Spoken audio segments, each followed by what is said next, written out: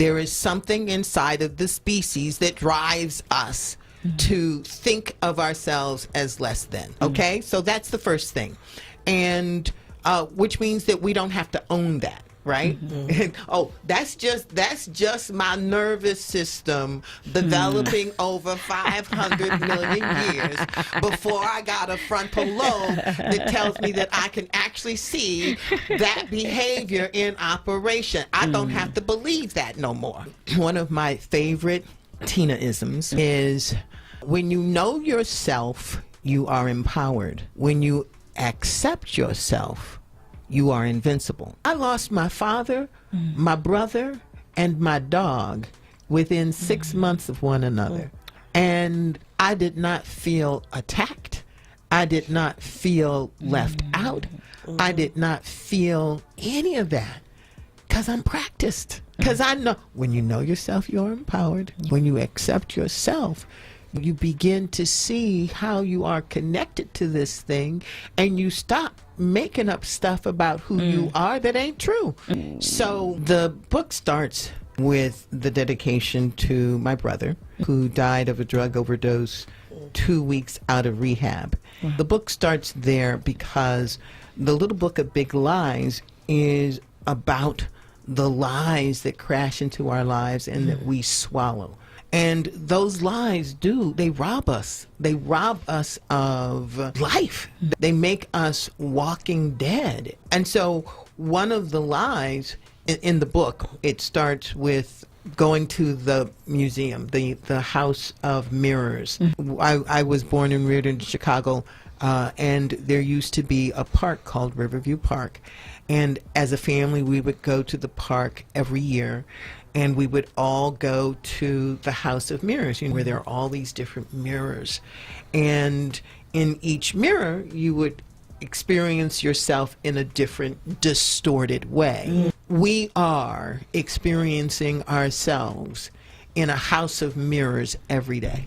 We are experiencing the distortion that comes from hurts, traumas, upsets, and disappointments every day. And for us to recognize that that's what's going on and literally be able to see it as simply as we imagine a House of Mirrors attraction, it really sort of sets the stage for us to say, no, I'm tired of all these trick mirrors. I want to get to the mirror where I get to see myself as I am. And that's the journey of inner fitness. The journey of inner fitness is about being able to know when you are in a distorted mirror and take your power back from that distortion and say, no, up until now. I know that's right. I thought that was me. But today, I know that who I am is so much more than that. So we don't have to prove who we are when we know who we are. We don't have to take in those hurtful feelings when we have accepted who we are. You can't tell me nothing about myself when I already know. And I accepted it. And I don't necessarily, I'm not even saying accept it in a way that makes you unaccountable. Accept it as part of your journey. And if in fact you are dedicated to that better iteration of yourself, then what someone says will either move you towards that better iteration because you're being accountable in a way that your soul says this thing that in front of you is worth paying attention to, or your soul says this thing in front of you is just another distortion. Move on. And it doesn't really matter if the distortion shows up, if the mirror shows up as a parent or as your community or as whatever, your loved one, your mate, a distortion. When you truly make this journey about you and your mirror, you and your ability to take the distorted mirror and see the truth. When you make this life that game, then you just get to interact with how you show up when these other entities think that they are doing something, being something, saying something. I believe our lives are always trying to move us to where we need to be. I believe that just is sort of an innate path. And the thing that sometimes helps us get to where we need to be is the obstacle, the person in front of you, the experience in front of you that is trying to distort you. So for me, when I find myself thinking more about them